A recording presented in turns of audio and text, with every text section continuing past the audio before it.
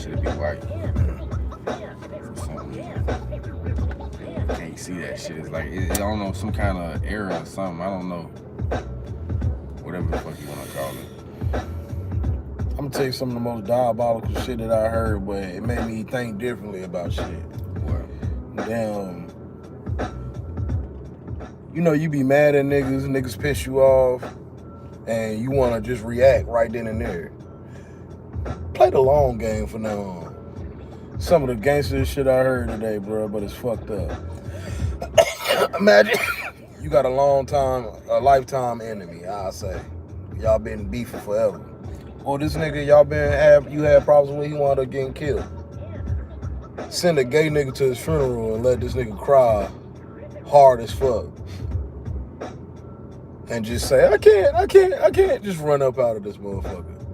For the rest of his family life, they could be thinking this nigga was fucking this faggot. How much you gotta pay to go? I don't know, depends on what he want. As long as it ain't me. He want you though. Hey, there's gonna be 2 funerals. I just want you to fuck me. Alright, well now 2. You gotta find another one. Lost one. Back to the gulag. Let you niggas fight it out for reincarnation. That's crazy. Man, I was thinking about this the other day and shit. You remember your first love? Yeah. That's the worst pain to get over.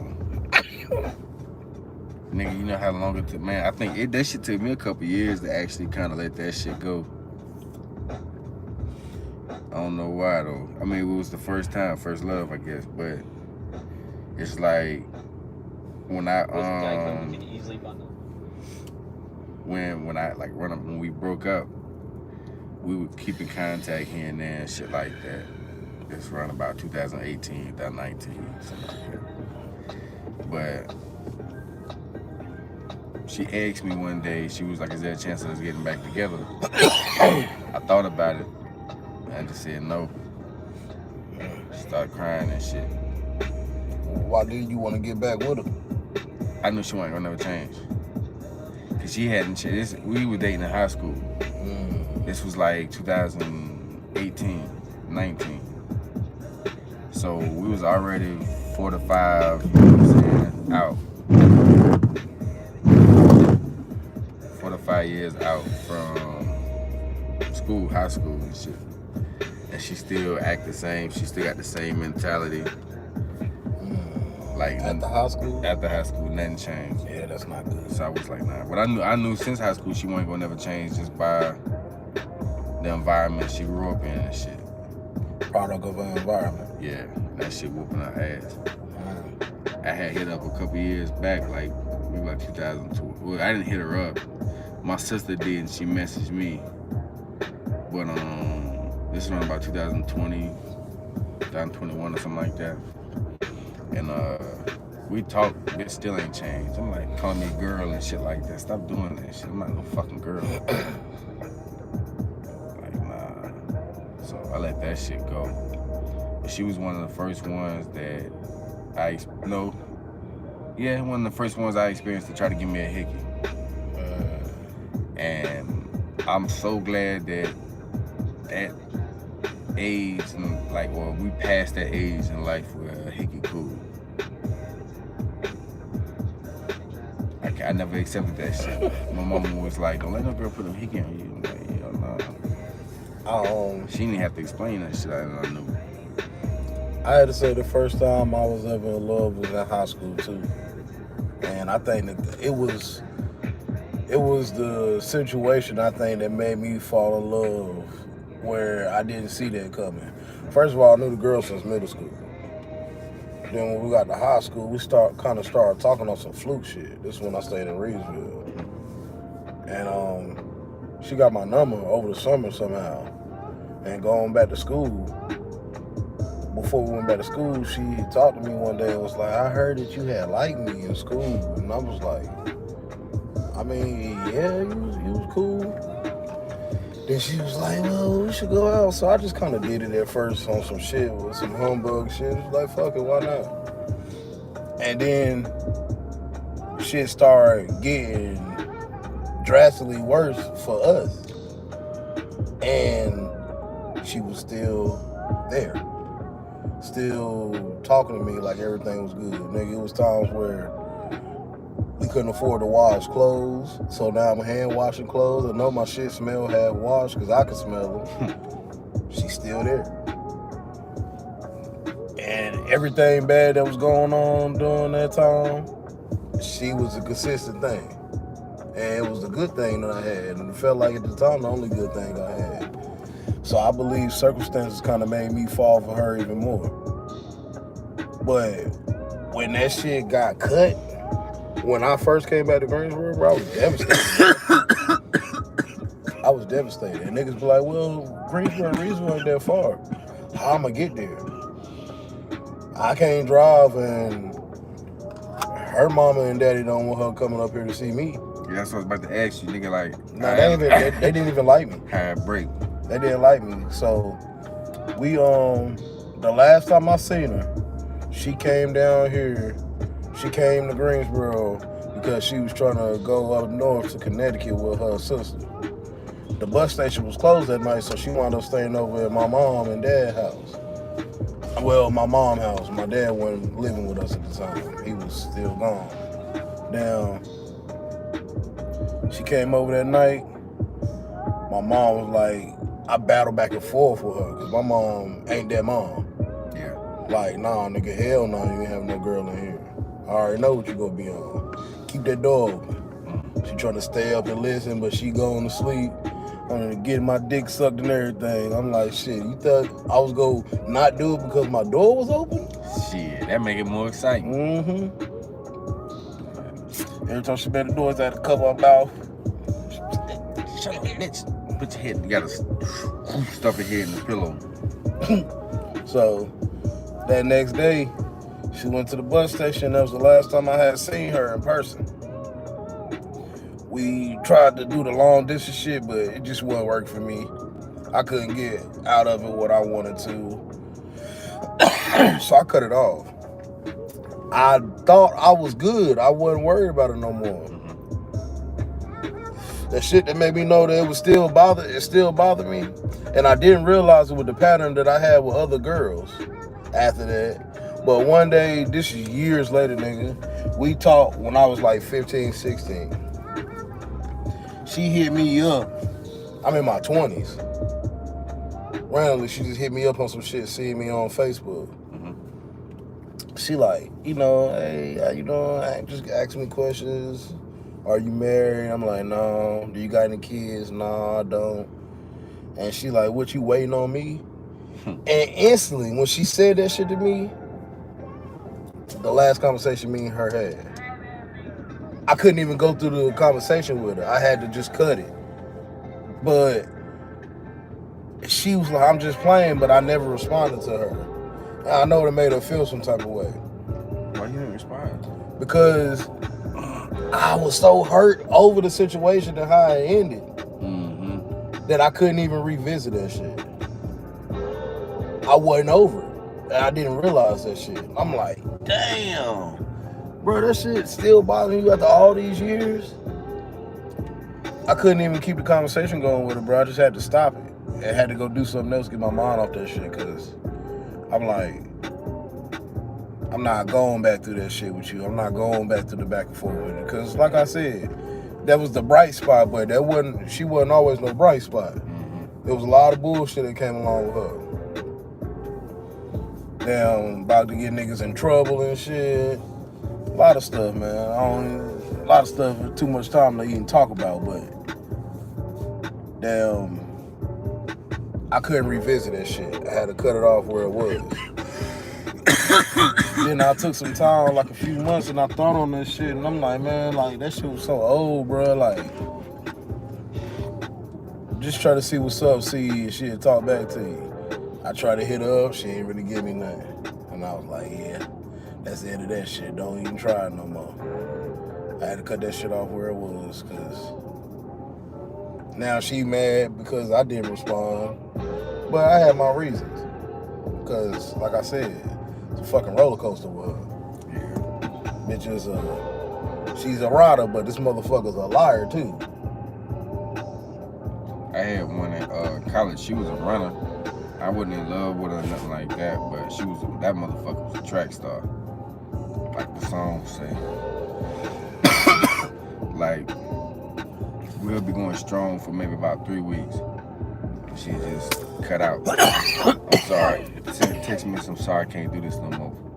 Like, what the fuck? First time she just cut off, she just cold turkey. We wasn't even like dating her like that. We was talking. We went on a date and shit like that. But it was like we were cool. Everything was cool for about like a month. And she went to Louisiana, I think, for school, for summer school or something like that. Never heard from the bitch again. She hit me up around about September, trying to want to try again. And then bounced. Like I said, about 3 weeks later after that, peeled. Never heard from him again. And it fucked me up because it was just out the blue. And nigga, I used to goddamn try to find her and shit. Like, I'm no stalking shit, but like, just try to get her to talk to me. But after a while, it was just like, fuck it. I just let that shit go. I be seeing her sometimes come up as a suggestion on my friends, but I'm just like, nah, that shit. Like that old song, bro. You gotta know when to hold them, know when to fold them. Know when to walk away and know when to run. You sit there and that was what I would tell young me. Know when you're beating a dead horse, son. And that's what I tell my son too. Like, know when you talking and that shit falling on deaf ears. Mm-hmm. She ain't that into you. Or she not ready for nothing that you willing to offer right now. It's one of the two. It's not always the person that ain't interested in you. Sometimes you could be too good for a person that don't know that shit. I ain't never had no girl tell me I was too good for them, but they done showed me I was too good for them. Because they couldn't give me what I was asking for. Some people, a real commitment, they can't commit to somebody they know that's a good person. Because they want a bag nigga that they could try to make into a good person. They don't want a good man, because a good man, they just gonna spoil him. They gonna spoil that shit. Sabotage. And there's some niggas out here like that when it come down to a good woman. If you find a girl, she really got your back, she do things that she's supposed to, and you still fuck over her, then you probably just ain't shit. But if somebody got your back, and they really on their shit and doing their things they supposed to do as a woman, and you still mistreat them, then you probably just don't deserve that person. Mm-hmm. You will probably want to treat somebody better that cheats on you, all about your money. You be one of them people. Some people like that, man. Some people fuck with people that they know they could have something to blame on them if something go left. Yeah. And that's a psychological thing. I think that's a default in your mind to tell you shit like that.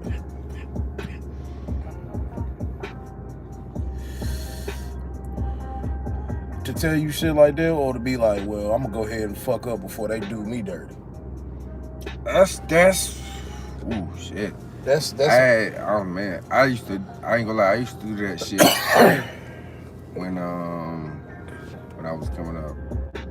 Like, not necessarily wanting to do them dirty and nothing like that, but to get that last one in before I fully committed. And it's like, you kinda gotta get the last one in, just in case she did the same thing too. You're going to the relationship and shit, and it's like, I ain't gonna lie, before we got serious together, I had sex with my ex. What, bitch? I slapped the shit out of you. You gotta be like, all right, me too, because it's not gonna hurt as much. knowing that you did the same shit. Now, I ain't recommending that shit. Don't go out there and do that. But, you know, niggas used to do that shit, though. Gotta get that last one off. Oh, shit. They ain't meant to do that, but whatever. But you see the shit where, that bitch Ruby Rose was talking about something. You gotta at least be making $5 million a year to talk to her. Anybody telling me what I need to make to speak with them, you better be a nigga invested into my business or something. Yeah. But if you ain't doing that, have a good day. A good day, Mike. I don't give a fuck what you look like. she really like. She got ass, but she really ain't got no titties though. She built like me up top. Hey. The one Drewski used to date? I know who you talking about. Yeah. So that shit was fake. But he said it was real. I don't know. Cause the way they was kissing and shit like that. Paying her, I believe. I think it was a little bit of both. I'm not paying you for your time. Bitch, that's a job. Jobs pay you for your time. You don't pay the hoe to stay, you pay the hoe to leave. And that's, to me, that's crazy, bro. 4 million? I mean, 5 million though? That nigga gotta be a fucking god entertainer or something. I can't even say a brain surgeon. But That what bitch she, don't want no brain surgeon. but what she saying is, man, she ain't fucking with niggas like that 24/7, bro. Nah. The She niggas wanna- that do got a little bit of cheese and shit that she chasing, and they doing her dirty. See the video, she got flew in by Lil TJ and was asking for a flight back and that nigga wouldn't do it. Bitch, get on. Get out of here. Yeah. Bitches be just talking that shit. Not happening, Captain. They say shit to make themselves look like, oh, well, this is her standard. No, she ain't got no fucking standards. Nah, bitch ain't got no morals either. Or no fundamentals. Crazy bitch. You just useless out here. I want a nigga for the bread. Cause she telling me what she own. Yeah, so to fuck with her, gotta you be the dummy. crazy nigga. I know that pussy be lonely than a mother. If you fuck with her, it's to tease her to dangle that shit in front of her like she's gonna get these things. Mm-hmm. And then when she get close enough to her, you just keep pulling that motherfucker away from her. That's the only reason why you fuck with a girl like that. Well, But for any girl that has that attitude, you got to expect it. You should expect the nigga to actually break you off and shit. Unless he an old ass man, he gonna give it up. They gonna pay their way. But a young nigga, nah, he gonna tease you with that motherfucking money. If he's smart. he might buy you a little bag or something. The crazy shit is this too. That's about it. A young nigga is more liable to go out here and get a young girl and wife her up. And niggas would be like, oh, well, that's lame as fuck. You 26, 27, but you with an 18-year-old. Now, that is crazy as fuck, because I would never do that myself. That's young. That's young as fuck. You can't even drink legally. But the reason why niggas do it is because you got better chance to program into her head what you need and want from her. Yeah. Instead of this motherfucker that's 28 years old thinking that she you. She already thinks she you. Mm-hmm. You can't program nothing in her head. She thinks she know She done knew it everything. all already. Yeah, she thinks she know everything. So that's why niggas was goddamn picking them young girls up from school and shit, bro. That shit is crazy. That's why shit like that go down. And I ain't condoning that shit at all. I ain't with that. But 85% of them was the same ones calling R. Kelly creep. yeah, instead of getting sprayed on by a nigga that's 30, Mm-hmm. 35. Nigga was a bitch was a sophomore in damn college, had a nigga that was damn 21. I mean sophomore in high school. Had Yeah. a nigga that was 21. Girl, my nigga 21, 20. God damn, bitch. And it's like, it's niggas that be out here doing that shit. But you think about it, back in the day, it was even worse. Grown men was going to get 12-year-olds, 13-year-olds. Niggas making songs about it. Yeah. And it's like, niggas was getting these girls so young, not only because that's how the times was and shit was really just disgusting, think about it, but it's easier to program into what you want into a girl's head than it is a woman. Mm-hmm. Especially a woman nowadays. They career women. Their standards is unbelievable sometimes, unrealistic. Yeah. And they end up being alone more than anything. You ain't got to show everybody how in charge you are. People supposed to be able to see that. You ain't got to act no way to get people to do what you want them to do. You ain't got to be no bitch. But see, a lot of them don't understand that shit.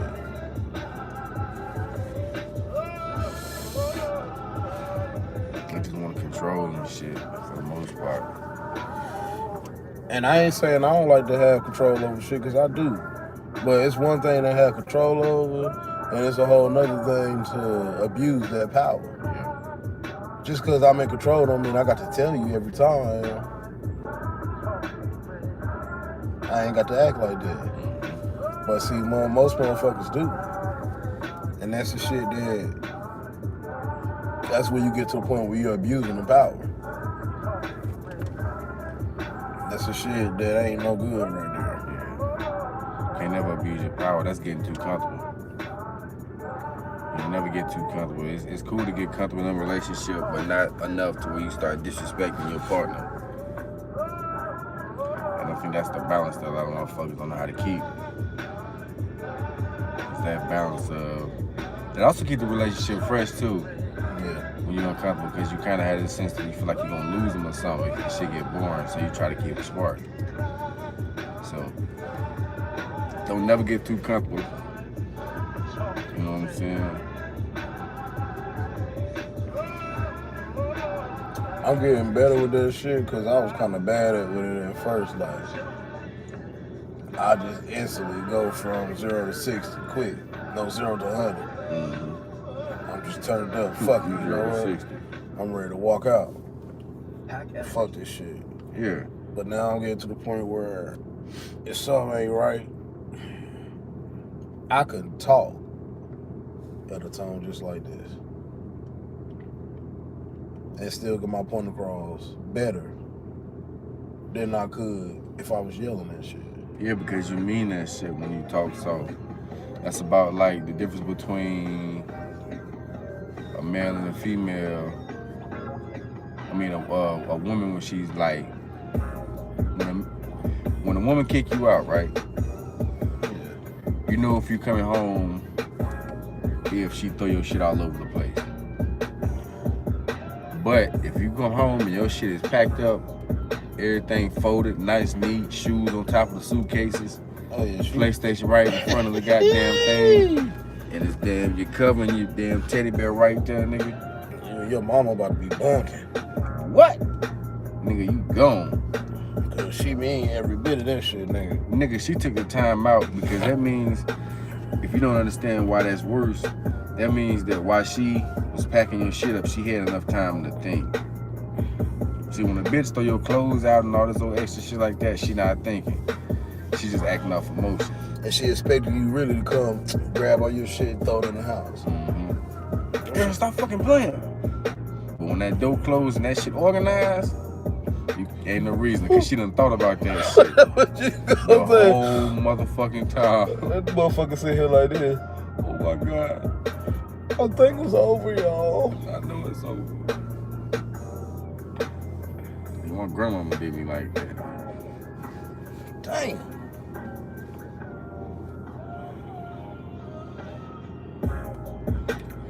That shit hurt.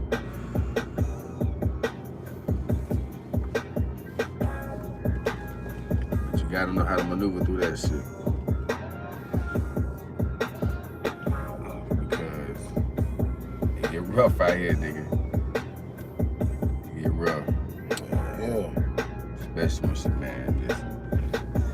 That's why I'm glad I ain't never like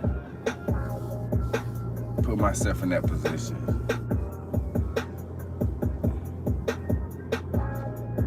Because I feel like one thing I think is dumb as hell is that despite the house being in your name and shit in certain situations, if you get a divorce, Yeah. the wife usually gets the house. Mm-hmm. But it's like, I paid for the motherfucker. This is my money. You know what I'm saying? I can afford the house. She can't. So why the fuck she get the fucking house? She can't afford the shit. She trying to keep the boy too. Like, god damn. And the motherfucking dog. Damn, nigga, you ain't getting nothing but in the situation but your hand. Hell no, you get to keep your Rolex and one of your cars. So take this watch, nigga.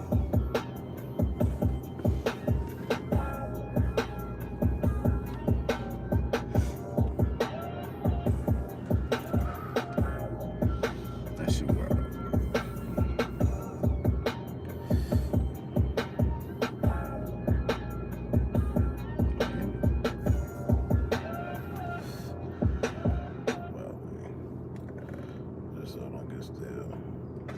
Core Power.